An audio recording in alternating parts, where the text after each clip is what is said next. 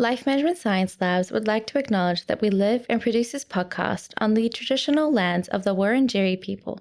We'd also like to acknowledge the traditional owners of the lands of our listeners and our international colleagues. We'd like to pay our respects to their elders past, present, and emerging.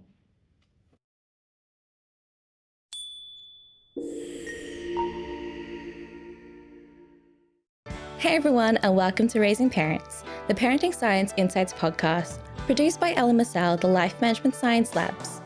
We are champions of life management science, providing structured insights informed by science and inspired by practice on key aspects of conscious living. Each week, we bring you scientific and practical insights on each element with the expert knowledge of professionals in the field. I'm your host, Dina Sargent. Let's get started.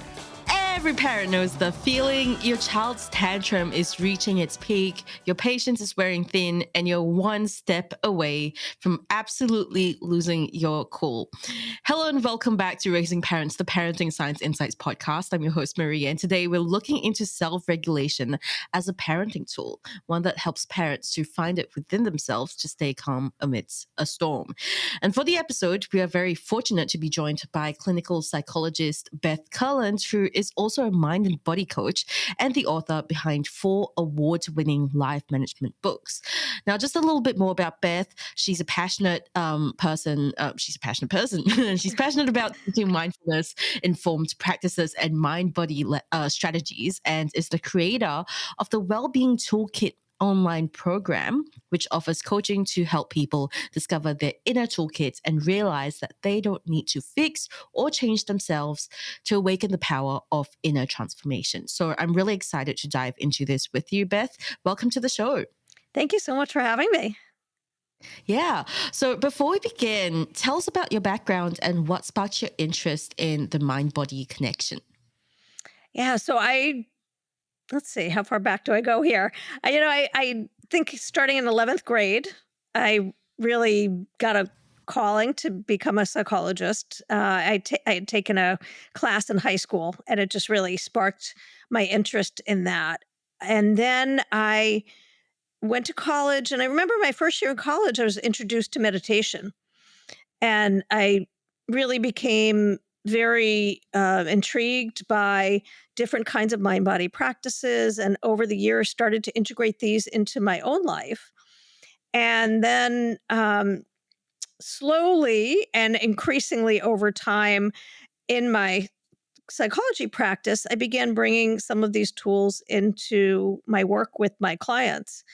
And also, I would say through my own experiences early on in my life in therapy as well, I worked with some very skilled therapists who had a lot of wonderful mind body tools, in their toolkit. And so, really just found what was transformative for me and began to bring it into my work with my patients. And it's been really rewarding and fun. Yeah, that's amazing. And so with the topic for today's episode, what do you think are some of the most common misconceptions that you've heard about parenting, either in your personal life or, your professional life? Hmm.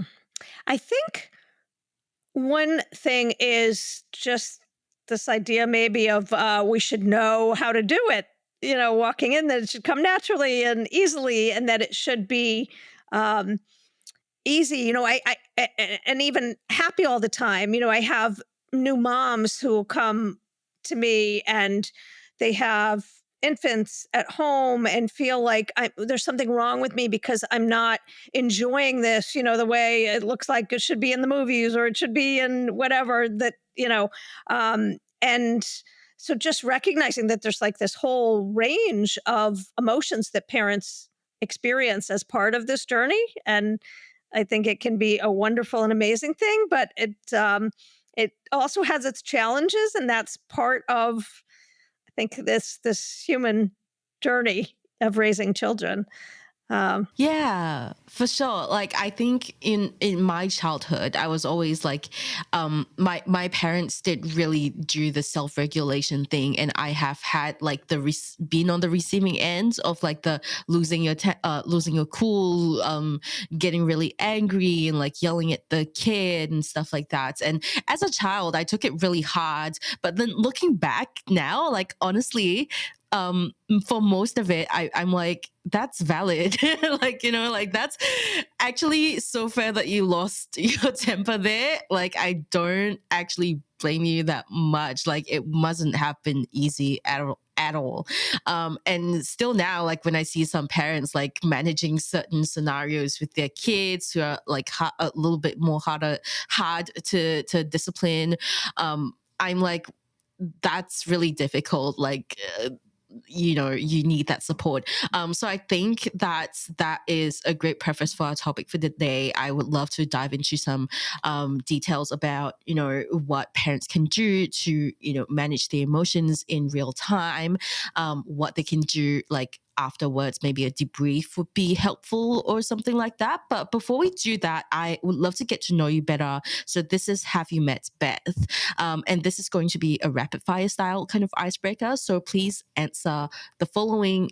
I'll say a word, and okay. please answer them within a few words if possible. Okay. First one here, book. So one of the most recent ones that I read that I really loved is a book called Mind Magic by James Doty. And he had written another book, not sure I can remember the title, Into the Magic Shop, I think, that I was really taken by. But what I love about this book is it's this beautiful combination of neuroscience. He's a neuroscientist, or he was a neurosurgeon, I believe, actually. But he combines neuroscience with spirituality and psychology. And it's right up my alley. Absolutely loved it. Yeah. Yeah, that sounds really interesting. Yeah. And what about a movie? So I guess the one that pops into my head first is the most recent movie that I saw, which is called I always get the title wrong, A Complete Unknown. So it's the movie about the life of Bob Dylan, and it was a good movie. I don't know, I can't say it was like my favorite movie, but what really sparked in me was I grew up on folk music, and I love that whole folk era. So that was a lot of fun, and it really just kind of touches home for me with that. Yeah, that's the one with Timothy Chalamet in it, Yes, isn't it? yes. Yeah, Yep. yeah, yeah. I unfortunately haven't watched A Complete Unknown. I've only watched because it came out at this like around the same time. It's the one about it's the film about what's his name? Oh, Robbie Williams. That's the one. But he's not that known in the US. But they came out like around the same time, I Okay. believe, the same year or something like that. Not to pit men against each other and flip the script. But yeah. Okay. So what about podcasts? I love a lot of podcasts, but the two that I think are on the top of my mind. One is a podcast that Tammy Simon does called Insights on the Edge. And again, it kind of this merging of spirituality and psychology. She interviews very interesting people. And I don't know if this was I feel like the Michael Singer podcast might have grown out of from Tammy Simon's, I don't know if it's sort of that umbrella, but Michael Singer does a podcast that's really quite fascinating. And again, really this kind of edge of spirituality and meditation and mindfulness and psychology and very, very Yeah. intriguing. Yeah. So what kind of how are his episodes run? Like does he talk about it or does he do like little walkthrough exercises things like his listeners can tune in and kind of use that as a meditation practice So or it's more, I would say, at least the ones that I've heard are more talking. He's got a very distinct style, kind of very, very blunt, very straightforward, um, but really intriguing, really gets you to think about things in a different way. And he makes it very relatable. Yeah, yeah, I like the sound of that. All right, the next one I have here is role model. Hmm. So I definitely would say my dad as one person that comes to mind. He's always been somebody who has imparted very deep values to us about the kind of people, just like how to live our lives, and he has always been somebody who just walks his talk, if you will. He really lives from that place of his deepest values, and I really admire that very much. Yeah, Mhm. I really admire that kind of quality as well.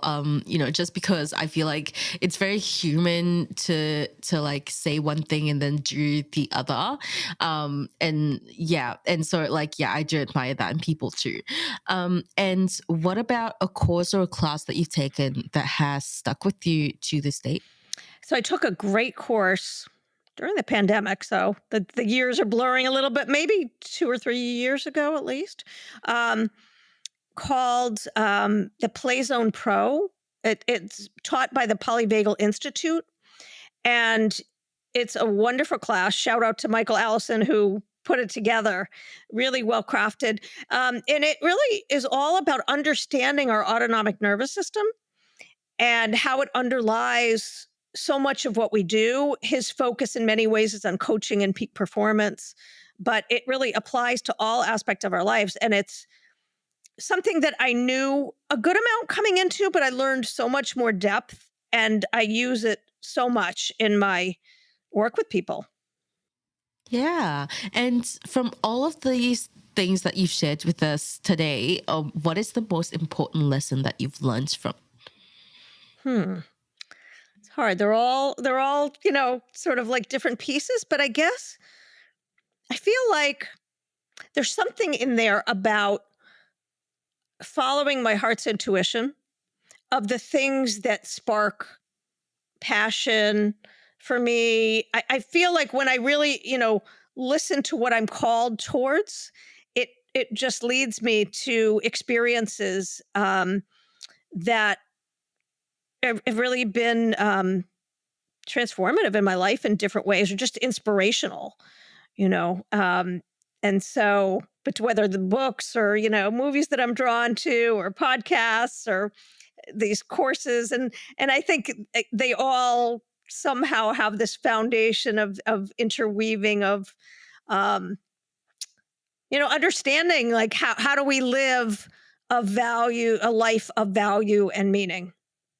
Yeah, for sure. I think I operate similarly as well, where like, there's so many things that I consume in different facets of my life, and I'll take like cues or take a page out of like somewhere and kind of like put it together in my own little like mind palace of like how do I manage my life, right? Like yeah, I feel like that's what I do as well.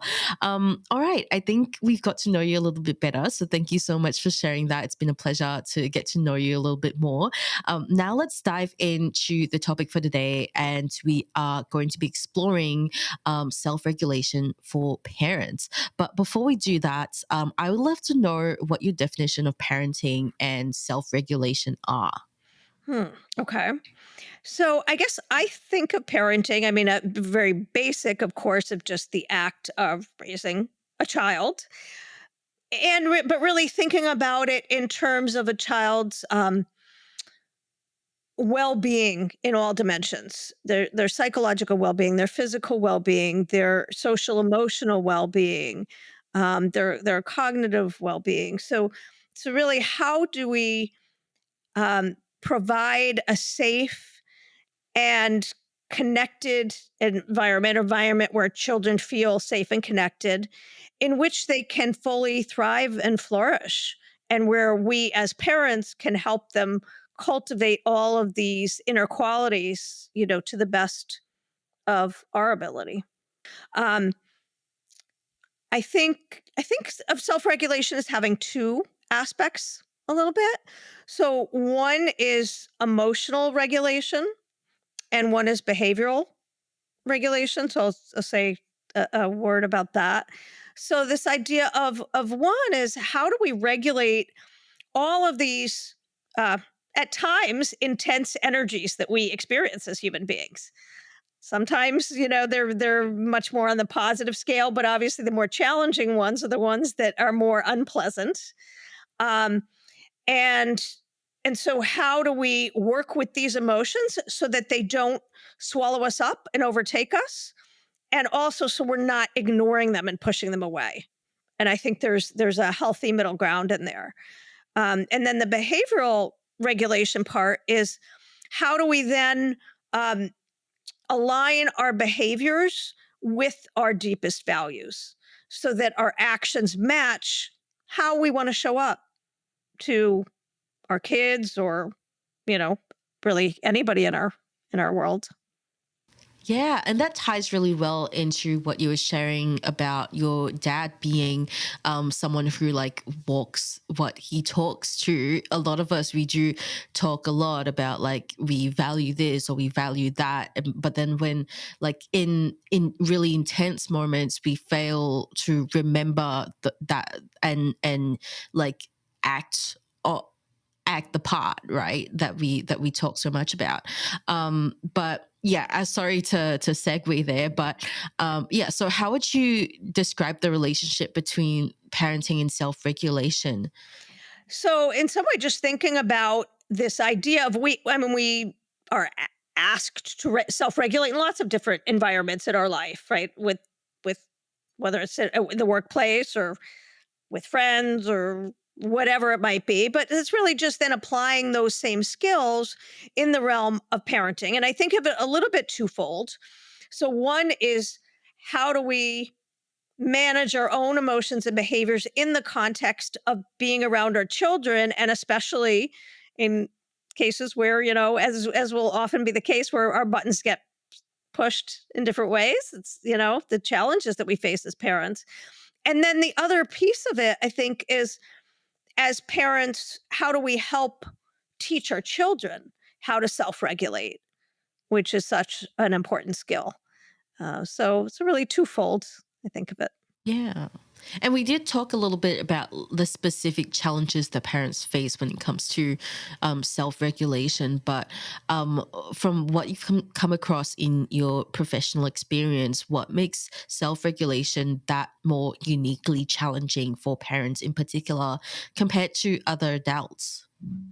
Yeah, so I think multiple things. One is, parenting is really a 24/7 job, whether you're physically with your kids all that time or not. You're always on as a parent and kind of on call. It's you don't necessarily get a break. You don't get to necessarily, shut that down. So it's very demanding in that way. I also think, in terms of, kids don't come with an instruction manual. Um, and developmentally, they're constantly changing. And sometimes, from week to week, month to month, year to year, right? There's all of these developmental changes that, so just when you think you have it figured out, it changes again. Um, and I think another challenge that parents face, as far as this, self-regulation, is, that we bring our own histories into our into our world with our kids. And so, if there might be things that triggered us as kids, so say an example of, if somebody was bullied as a child or had some negative experiences like that, and then they see their child being aggressive towards another child, they may not only be acting upon the actual situation of what's happening with their child, and another child, but it may call up these old feelings that they maybe did or didn't process, right, from their earlier experience. So now you're kind of dealing with, a lot on the table, and this just adds to the complexity and the challenge of, what it means to self-regulate in these moments with our kids. Yeah, and I think like another part of that is not only do kids not come with an instruction manual, but every kid is different, right? And like I feel like a lot of parents kind of fall victim to this tendency to compare between siblings, like or you and it helps to contextualize for sure, like with parenting stuff of like, oh, kid number one did this, but kid number two didn't. Like 100% helps to like make sense of certain things, but like for a kid to hear that and like, always hear these comments can't be easy either, right? But why would you how would you describe the importance of self-regulation? What benefits can it bring to that parent-child relationship? Mm. There's so many ways that I think it's foundational. Um, I think about the analogy in some way of a plant or imagine having a seed and you want that seed to develop into its fullest potential. And so you want to provide the right environment, enough sunlight, enough water, the right kind of soil so that it can really fully blossom and bloom.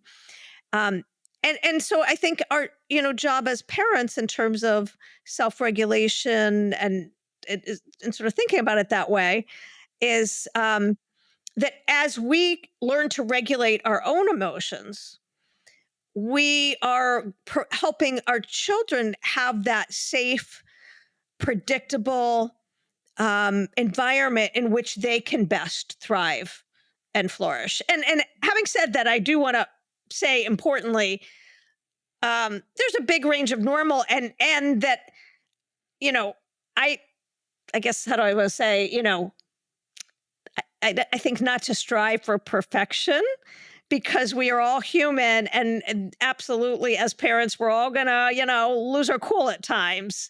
You were talking about your own experience with your parents growing up, and so there's just some human nature aspect of that, but within that I think this idea that if we can generally be able to self-regulate, it just provides that safety and stability for kids. I think the flip side of that is that in situations where parents really have a significant hard time self-regulating, and where kids might grow up in more chaotic environments where it's very unpredictable and they don't know at any given moment if their parent is going to explode or that kind of thing, then um, that can that can be difficult for kids. That can even kind of put them in more of a constant state of fight or flight, um, survival mode of their nervous system. And that can have ramifications that, make it more challenging. Yeah, for sure. I would say like I'm one of those kids that does struggle with the fight or flight mode thing. Like I can't do confrontation if someone is starting to even like raise their voice at me. I just go into like flight mode and be like, I need to leave now. Like I can't do this. It's not going to be a productive talk. Like history repeats itself. It's not always the case for sure, right? Like it's just like my personal bias for like of like this is what's been like happened in history, in my history at least. And so like in order to safely come out of it, I'm gonna have to leave. But aside from like what I deem to be that to be a consequence of like not self-regulating, what are some examples of like a long-term consequence from a parent not self-regulating, for example? And I just want to say, in the example that you shared, in some way, right, you could look at it though as if you have that awareness of what it is that you need in that moment, and maybe it is stepping away. That could be looked at as in some way a form of self-regulating. Because if you're going to stay, it's not going to go well. So there's that too. Um, I think in more extreme cases where there's a lot of volatility or explosiveness or that kind of thing.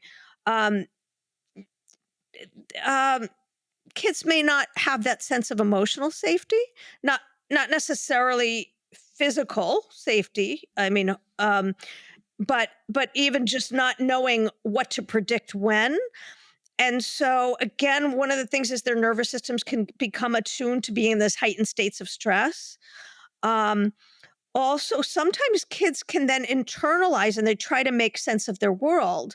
And if they see that their parent is explosive and angry, um, so much of the time, they may not be able to understand that that's something that's going on in the parent's world. And they may inaccurately interpret that as, oh, something, it's something I did, or that it's my fault, or I'm responsible, or even just that I'm responsible for trying to make it okay for my parent, trying to take care of them or taking care of their feelings.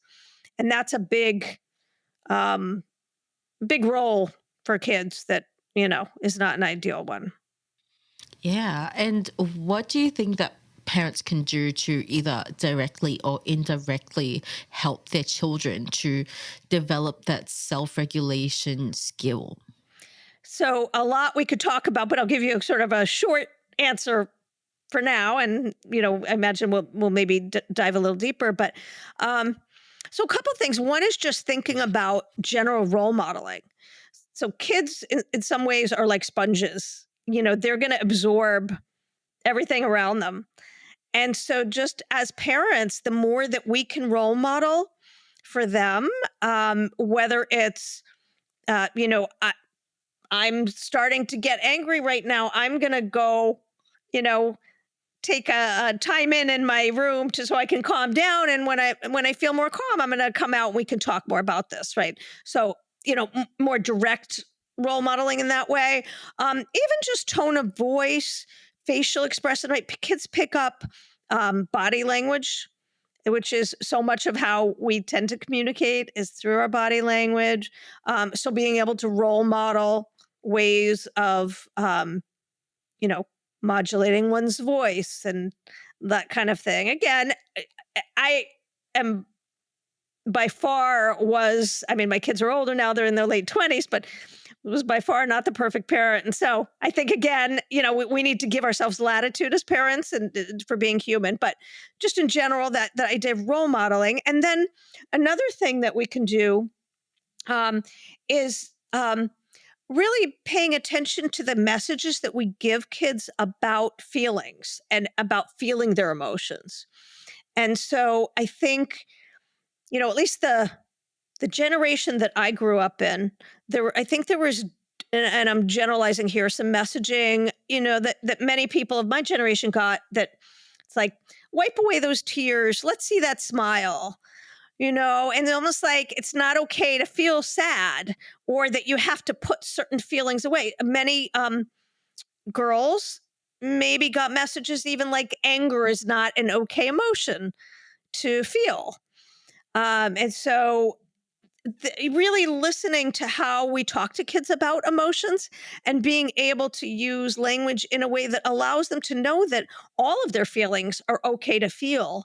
Um, what we do with those emotions, we need to work on that. And that's where another piece of direct teaching that parents can offer in terms of um, not just telling kids what not to do, like stop yelling or, stop throwing that, but to offer kids very specific things that they can do instead. It's not okay to throw, your XYZ, but you can, you can take this crayon, you can draw a picture and show me how mad you're feeling, or you can use your words and you can tell me how you're feeling. So really giving kids direct teaching of what can they do in instances where they're feeling strong emotions. Yeah, right. Or like, for example, if I am understanding correctly here, a good alternative might be like, hey, it's not okay to throw inside the house. If you want to throw something, if you really need to, please do it outside. There's a basketball hoop Yeah. there. Yep. So want throw some shots, why not? Something like that. Yeah, that's certainly one example of, teaching a kid, like, it's so you might need to discharge some of this energy, and it's okay to be angry. And yeah, we're not going to throw things in the house, but if you're feeling angry and it going to help you, to burn up some of that energy shooting some hoops, then that's a good, safe way to do that. But you're still Yeah. giving the message that the feeling itself is okay. It's not good or bad, especially in this case, right? Bad. It's just part of our human experience, and we can learn when it starts to come up and feel intense. What can we do?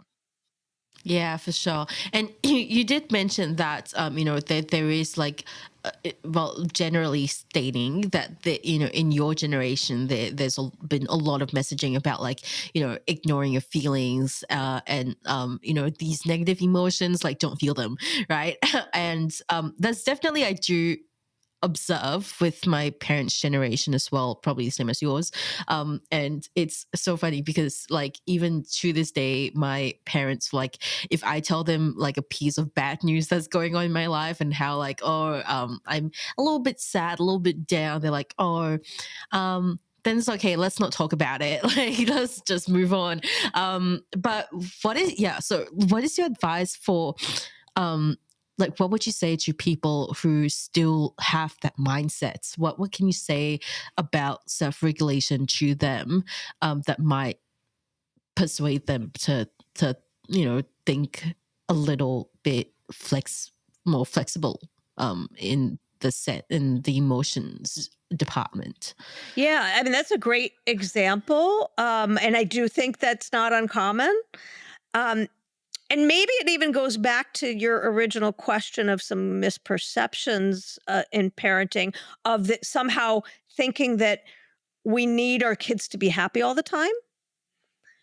And so just understanding that, or I would reframe that goal of more about helping our kids feel a whole full range of emotions, but have ways that they can work with those emotions.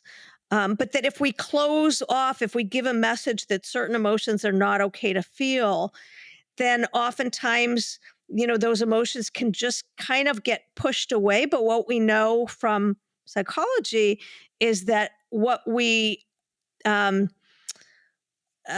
what we resist persists is kind of a phrase that's used, and so it will come out in other ways. Oftentimes, if we don't have healthy ways of feeling and expressing and managing those emotions. So I think just a little bit of maybe education around, because again, many people might just think, oh, the goal is just for my kid to be happy all the time. And I would say instead we want to raise resilient children, into resilient adults who can manage a whole range of life challenges, many of which, as there's a lot of difficult things we all face.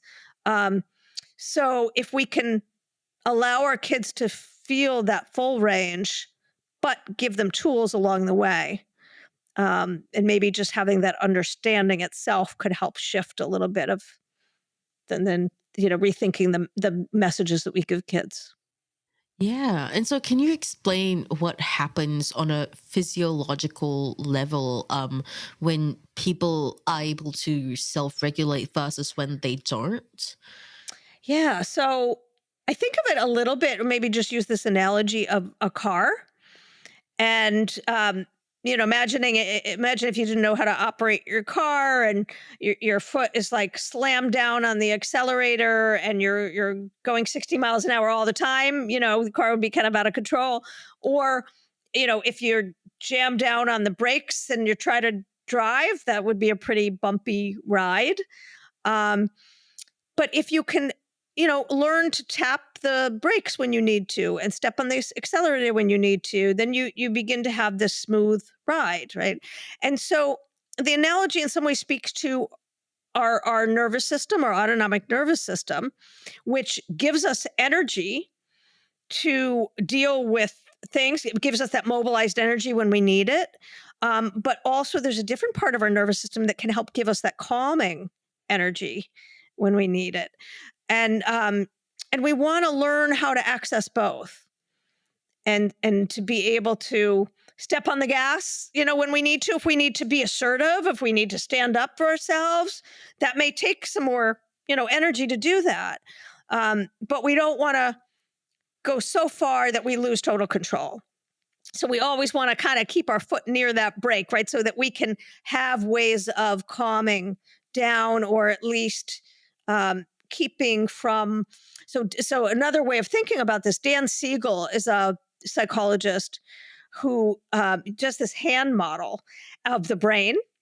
And so he takes, so if you kind of tuck your thumb in and curl your fingers over, and the wrist represents the spinal cord, and then you have kind of the base of the brain, and this thumb, it represents the emotional center of the brain, and this is the higher cortex that covers over. And when we lose that self-regulation, we essentially, it's like flipping our lid. And I'm kind of, paraphrasing what he says here, but this is this amygdala, this emotional center of the brain, gets disconnected from the higher cortex, so we actually lose our ability to think clearly and to see a bigger picture.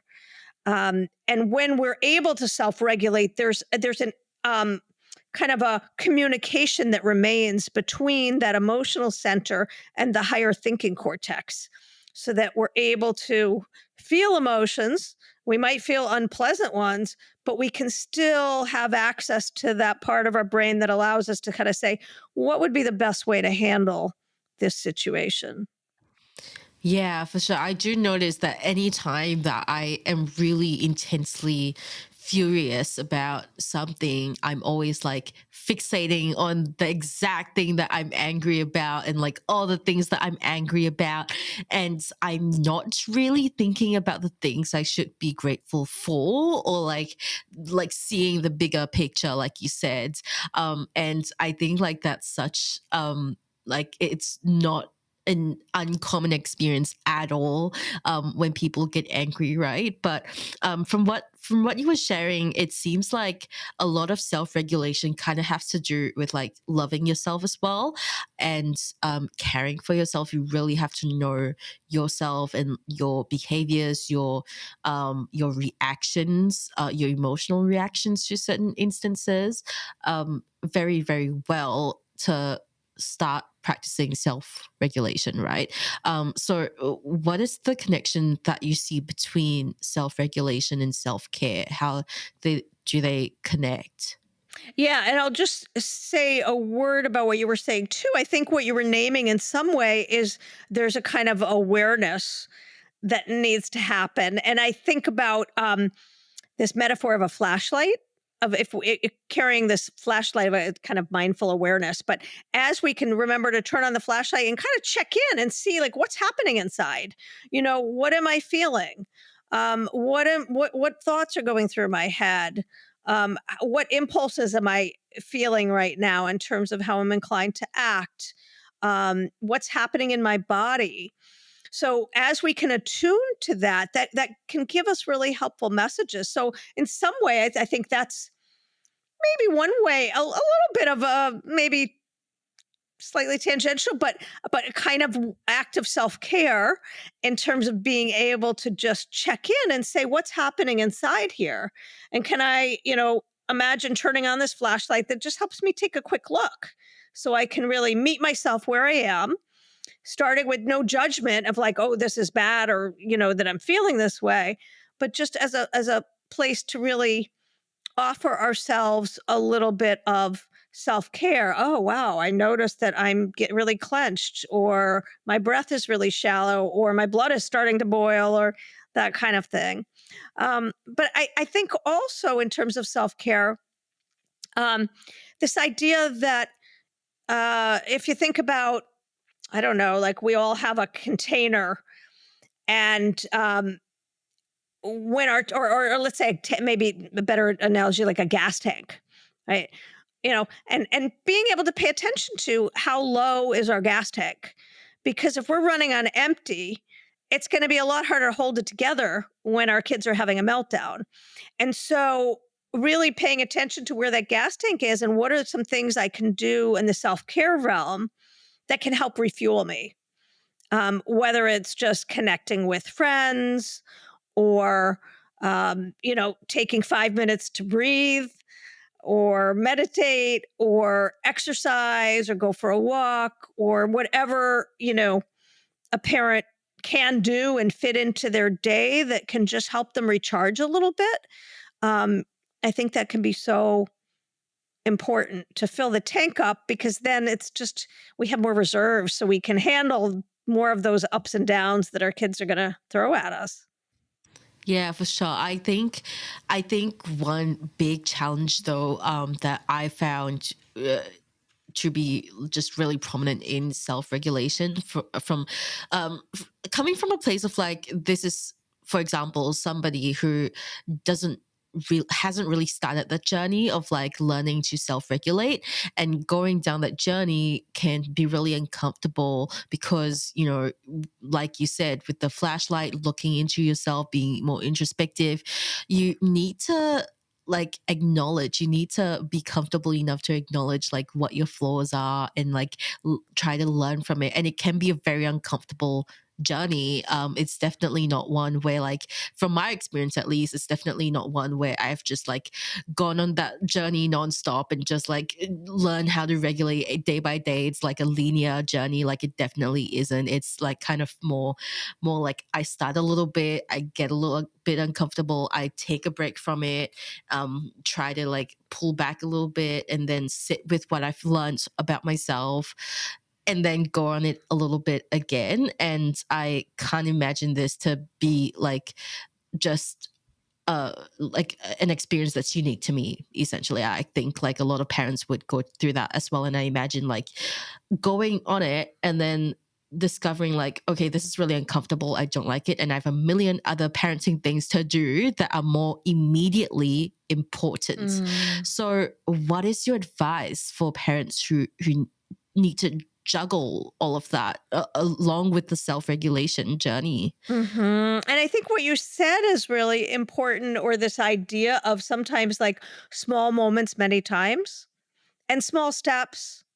And it's not, and I think in some ways it's a lifelong journey, that all of us are on. So really being kind and gentle with ourselves and recognizing our humanness along the way, and paying attention to, individually what each of us needs. But um, I guess in terms of, in response to your question, um, just I would say thinking about just how to build it in any of these tools, right? The flashlight tool, for example, of just little doses, and not necessarily even, well, as parents, especially parents of young kids, many parents feel like you said, how I don't have any time. Like, you know, how am I going to even fit in one more thing?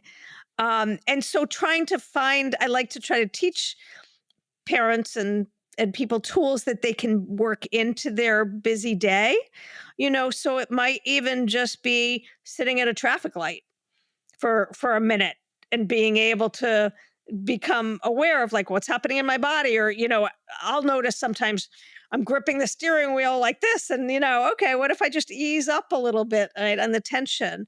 Um so it just things that we can carry into our day that we don't necessarily have to um set aside huge amounts of time. I mean, sometimes it can even just be putting a hand on a heart, which actually sends some soothing messages to the nervous system. Putting a hand on one's belly, and just taking a breath and naming like, okay, this is a difficult moment. Can I be kind to myself? Right. So it doesn't have to necessarily be, um, you know, big, long, extensive moments, but like it's kind of what you were saying. These little by little, how do we just find ways to try to help? Yeah. Yeah. Yeah, and the examples that you gave were like, mind body connection related, right? So, as someone who does teach mind and body coaching, what is the importance of these tools? How are these tools so helpful in teaching self regulation? Yeah, so there's such a profound connection between the mind and body. We don't necessarily think of it that way, but that there's a nerve, the vagus nerve, which is becoming a little bit more out in the mainstream, being talked about. And this nerve travels throughout our whole body. It innervates all of our organs. And actually, about 80% of the signals from the vagus nerve are sent from the body up to the brain. And only 20% of these signals come down from the brain to the body. So our body is sending our brain so much information about what's going down in here. And so when we work with mind body tools, we're really helping to send messages not only from our thinking brain down to our body, but from our body up to our brain as well. So, for example, when we regulate our breathing, that sends signals up to the brain to say, oh, it's actually safe to relax. I'm not being, metaphorically being chased by a tiger right now. So I can turn down that fight or flight response. Or maybe instead of like exploding at my kid, which I'm ready to do right now, if I am able to regulate my breathing, now I'm sending messages up to the brain to say, okay, there's no actual life threatening emergency. And from that, the brain then begins to look at things differently.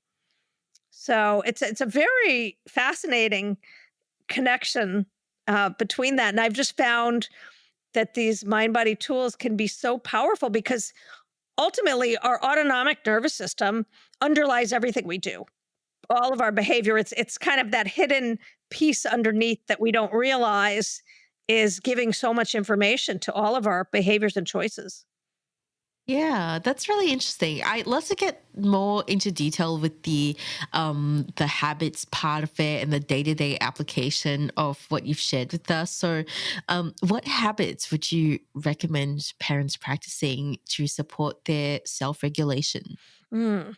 So a couple thoughts, and I want to say I don't think there's a one size fits all. So I really always encourage people to kind of experiment for themselves and to see what resonates for them and what works for them. I will say one basic thing which I alluded to that can be a very powerful tool for many people, not everybody, is really learning how to regulate the breathing. So a lot of times we hear this expression of like, "Oh, take a deep breath," or we might even tell our kids, "Take a deep breath." But a lot of times what people will do is I'll try to kind of demonstrate this. They'll do this. They take a really big inhalation and they're like sucking air in. And actually that can increase our sympathetic nervous system activation. It can if we're already revved up, it can be like pressing on the gas more. And so, one of the things we can learn, a really helpful tool, is more of focusing on slowing down the exhalation and actually making the exhalation even a little bit longer than the inhalation. So, instead of doing this, it's kind of letting the air come in naturally and then very slowly kind of breathing out, maybe almost through a straw. And even just doing a few rounds of that kind of um, diaphragmatic breathing, also where the belly rises as you breathe in and contracts as you breathe out, it shifts what's happening in the body. And many people report it feeling, a sense of more calm. And I do biofeedback in my office. So that's actually where we can hook little sensors up and see what's actually happening in the body. And I love showing people, even in just 1 or 2 minutes of shifting their breathing, it changes the rhythm, the heart rhythms in the body. Um, so that's one tool that, just learning of slowing down the exhalation, even that blowing out through pursed lips, making the exhalation longer than the inhalation. Something very different that I like to share with parents and just people in general is a little phrase that I find can be really powerful. So imagine a situation in which, and I'll say a couple of phrases, and you might think about when you might say this to yourself, I'm so angry. I'm so angry, or I'm so anxious, or I'm so stressed. Or maybe even a parent saying, I'm so stupid, right? Um, and when you say those words, just kind of noticing how it feels, like with the way that we use our language, um, and just get a kind of snapshot of that, right? And then if we can change that, so kind of doing a little variation here, and to say, I notice that I'm feeling a lot of anger in my body right now. Or I notice that I'm experiencing a stress response in my body. Or even I notice that I'm having the thought that I'm so stupid. Um, that just by adding that phrase, I notice that it kind of is like we begin to take that mindful step back and we can look in and see what's happening without getting so swallowed up by it. So that's another little thing that just a short little tool you could kind of take anywhere. Um, and another one that I'll throw out is this idea of talking to ourselves in the second or third person.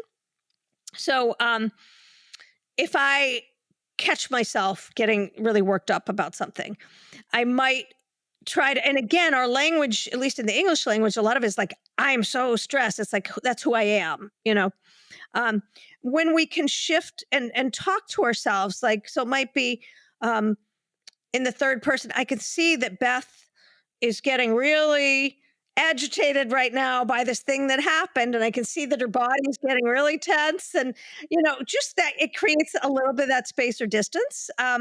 Or using the second person language, almost the way you would talk to a good friend. Like, hey, Beth, it's okay that, you're human and this thing happened. And of course you're frustrated right now. And, you'll get through this or whatever. So when we shift the way that we talk to ourselves, it might sound a little silly or, might feel a little silly trying it out. But it actually, there's some interesting research that it activates different areas of our brain and it helps to dial down that emotional center that can get stressed.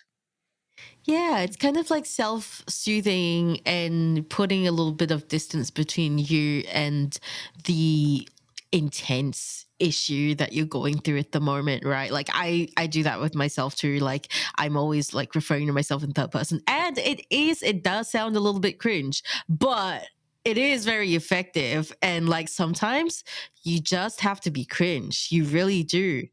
Sometimes you just gotta get through life that way. Don't know what else to tell you. So during moments of crisis in particular, what are some quick techniques that parents can employ if they feel themselves kind of losing control of the emotions? I imagine like taking a deep breath might be a little out of place in certain situations. You know, What are your yeah, thoughts? I mean, I guess it depends on the circumstance. I would say one really important practice, well, obviously depends on the circumstances. So if one is able to take that step away, even kind of role model rather than there's a lot of focus on time out, and that, but like taking a time in, like for oneself.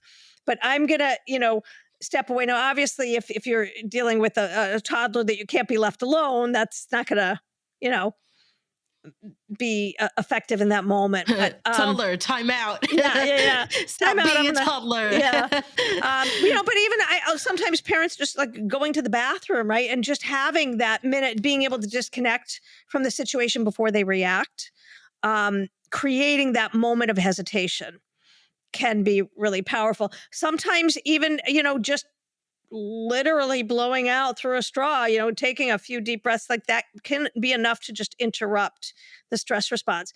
If we have a little bit of a luxury of, let's say, a minute or two, there's something I teach people, this ABC mindful pause.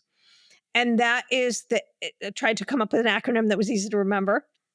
The A is just to acknowledge what you're feeling and kind of allow and accept it. So it's maybe naming like, okay, I am, feeling like really furious right now, or I am feeling so frustrated, or, just to kind of name it. And okay, it's okay that I'm feeling that way. The B is to do something to bring some balance into the nervous system, into the body. It could be just taking a few breaths.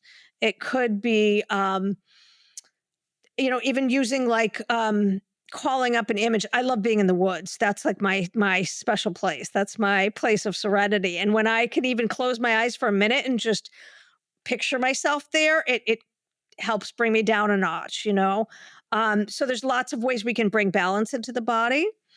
Um, And then the C is then to see what's needed and to choose a response. And so it's just like that acknowledging, quick, quick little try to regain a little bit of balance. And then from there, okay, what is needed going forward? Um, so there's sometimes, a, You know what? From what I'm hearing, it sounds like stop, drop, and roll might be appropriate yeah, sometimes. yeah. Like if you're in a really intense situation and you just need to calm yourself down for a minute, stop, drop, roll. It might cause some confusion, but it's certainly going to put the space there that you need. So what are some other mind body practices and strategies that parents can use to help self-regulate themselves? Maybe it's not in a particular moment of crisis, maybe they have like some time to themselves, maybe an hour free, and they would like to do a little bit of reflecting or further their self-regulation journey a little bit. What would you suggest in Mm, this instance? yeah. So another tool that I like, and I tend to be very visual and concrete. So I call this one the tool of the beacon. And if you think about a ship that's guided by that beacon of light that flashes and kind of, even if it starts to veer off course, it keeps that light and, to be able to aim towards where it wants to go. If we think about our beacon as parents, like what are our deepest values as parents? How do we want to be? What do we want to, what messages do we ultimately want to impart to our children? What do we want to teach them? How do we want our kids? One of my mentors, Bob Brooks, has this question of how do you want your kids to describe you? What words would you want them to use? Right. So, but just thinking about that beacon representing our deepest values and holding out that light in front of us so that we can, but what we can do is we can mentally rehearse, so even when we wake up in the morning, we could, before we even get out of bed, you could kind of picture that beacon. Okay, what does it represent? Who do I want to be as a parent? And then even mentally rehearse, what is that going to look like as I go through my day? And okay, I'm going to wake up. Well, inevitably, my kid is going to do something that's going to trigger me. And I'm going to visualize in my mind how I want to respond to that. Who do I want to be as a parent in that moment? What will my behavior look like? Maybe what tool could I even use to remind me to stay grounded, to breathe, to choose my response? Because that mental rehearsal can be really powerful in giving ourselves practice of because in the moments it's very hard, especially in those moments where we're triggered. It's really, really hard to remember to use our tools. So that's a little example of something that Yeah, parent could do. thank you for sharing that. Yeah. And I'm really curious to know. We did cover a little bit about the challenges of self regulating, especially for parents in particular. But what do you think are some other common challenges that parents may face when attempting to start learning how to self-regulate? What have you seen parents struggle with when it comes to regulating their emotions, and what advice do you have for that? I guess I would say in some ways just that, well, I speak for myself in remembering my, earlier days of parenting. Um, it's really easy to go from 0 to 6 to, from, to go from 0 to 60 very quickly. Um, so I think just going back to the point that I was saying before, that anything that we can do to practice these tools when we're feeling calm and in moments even when we're by ourselves, and not expecting that we're going to be able to pull those tools out magically, having not ever worked with them, or only waiting for those moments of crisis to happen. So really just being able to practice, in advance, um, can sort of help uh, deflect that. I think self compassion is really important. Not beating ourselves up. recognizing that we're doing the best we can and just seeing this as it's, we're learning alongside of our kids. And that's okay, and that's part of this journey. Yeah. And what are some ways that parents can impart mind body tools onto their children even when they're really young? Yeah, so lots of different things I think parents can do. I'll often, when I work with young kids, I'll call them feeling thermometers. And I'll draw kind of a thermometer that you might imagine measures temperature. But I said, well, this is a special thermometer that measures, how you're feeling inside. And so there might be a happy thermometer, a sad thermometer, an angry thermometer, and to kind of show kids what you can color in and show me, if you're feeling really happy, you might color it all the way to the top. If you're feeling a little bit happy, you might color in a little bit. If you might color it. So little kids, even at age 3 and 4, can kind of understand um, and start to understand some of that. And certainly by age 5 or 6, that they can, or even using feeling faces and kind of show pictures and tell me, how are you feeling? So that kids can begin to label and identify um, what they're experiencing inside. I think, breathing techniques for kids. Christopher Germer does a lot of teaching mindfulness skills with children, and he has something where I love this. He says something like teaching kids where you smell the roses, so you breathe in, and then you blow out the candles. And so you're just sort of practicing that as a way of helping to, soothe and calm when you're feeling more upset. Um, Oh, another one I really like is belly breathing with kids. So you could take a stuffed animal and you have a kid lie down on the bed or wherever and put the animal on their belly.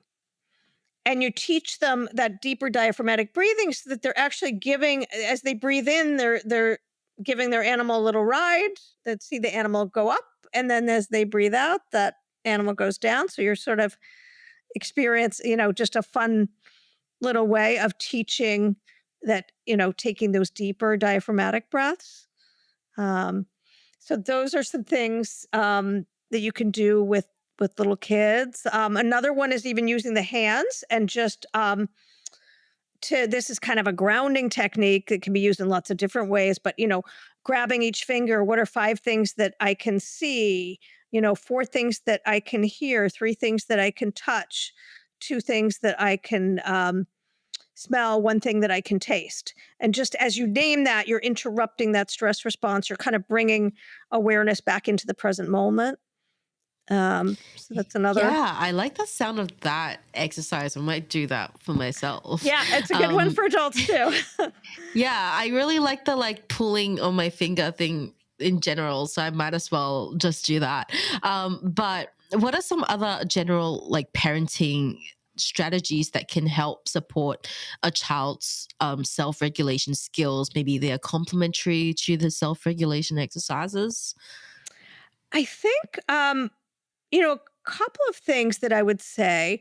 So this is a really broad and general one, but if I had to pick like one thing that I think parents could do outside of these specific tools, if you will, that has such a powerful positive impact on kids, it's setting aside some one on one or special time with kids. And it doesn't have to be anything grand and, like going to some special place. It could just be 10 minutes, putting the phone away, getting down on the floor, and following the kid's lead. And just saying, but creating some special time and time of full presence. And that is so powerful for kids to really feel that connection with parent. Yeah. Yeah, Um, that does sound really impactful. Like just I like to like put myself in the shoes of like whoever in the situation. But I imagine like if I was a kid and my parent like gave me their full presence and they let me take the lead of what to do in these 10 minutes, just for the 10 minutes, I would feel so powerful. I'd be like, whoa, I can do anything. Oh, Right? yeah. Yeah, there is something about, I think, just when we can give our kids our full presence like that, helping them feel seen and heard and connected. Yeah. And And that I think it's the the gift. autonomy as well. Yes. Yeah, Yep. just that like I guess I would call it like controlled autonomy. Actually, that doesn't sound very good. No, but Controlled I know what you autonomy, mean. I know but what you mean. yeah. Yeah. Well, kids are told what to do all the time. So when we get down on the floor with them and you say, "Hey, you tell me what should I do? What role should I play? What do you want me to?" Yeah. Then it does give them sort of a sense of empowerment and control of, or get choice of, kind of taking Yeah. on a little different role, and that can be very powerful for them. Yeah, I Yeah. would love to boss my parents around, and I know for a fact that a lot of kids would love to boss the parents around too. All right, but thank you very much for sharing all of that with us. It's been a pleasure to get to know you better, and also to pick your brain about self-regulation. It's been really informative for me, and I hope it's been for our audience as well. Now let's go into the open mic segment, and this will be Beth's chance to talk about anything that you are passionate about and that doesn't have to be related to the topic. So the floor is entirely yours, Beth. Take it away. So I'm gonna. Well, I guess the first thing I want to share does tie back with the conversation, but I feel like it's something that not only is so powerful in parenting, but I think just extends in lots of different areas of life. A mentor of mine, Robert Brooks, who I think I might have referenced briefly earlier, he he basically was my mentor during my internship, and he taught me this idea that really, when in working with kids, but also in again, this can apply to so many different areas of our life, that when we think about change, we can think about not trying to find what's wrong and fixing it, but really looking for what's right and trying to strengthen it. And that has always been so powerful for me in terms of, um, again, can absolutely apply to working with children as far as helping them find their strengths and see their strengths and build upon their strengths. But for us as parents and as human beings, often we see our own flaws, we see our own faults. Um, and so when we could kind of hold up the mirror, but rather than finding what's wrong, to have this mirror reflect back, like, what are the things we're doing well? What are the things we can appreciate about ourselves? And seeing that in other people, like even in our coworkers, right? I mean, how the workplace would change if we could all come from that place of seeing each other's strengths and building each other's strengths. I think that just applies to so many different areas of our life that can have a very powerful impact. Yeah, for sure. That's a great use of the open mic. So thank you so much for joining us today, Beth. Really, really appreciate the chat. If our listeners want to find out more about you and what you do, where can they go? So my website is a great place to go, and just with lots of different free resources and information about me and the different services that I offer. And that is just at my name, bethkurland.com. So that probably the best place to start. From there, kind of can direct towards some of my audio courses or my books or my blogs or my meditations or whatever people are interested in, and also the ways of contacting me. I love to hear from people. And I love working with people, whether it's one-on-one or in the classes that I offer. So, yeah. Amazing. We'll link those in the show notes. So thank you everyone for tuning in, and we'll catch you in the next episode. You've been listening to Raising Parents, the Parenting Science Insights podcast, produced by the Parenting Science Labs a division of LMSL, the Life Management Science Labs. More episodes are available from 10 life management perspectives and can be found by searching LMSL on Apple Podcasts, Google Podcasts, Spotify, and other podcasting apps available on your devices. If you enjoyed this episode, please consider rating our show, sharing it, and subscribing to our channel, as it helps other people find it so that we can grow and bring you more quality resources. More of our work can be found on our website at pa.lmsl.net, where you can join our movement. I'm Dina Sargent. Thanks for tuning in.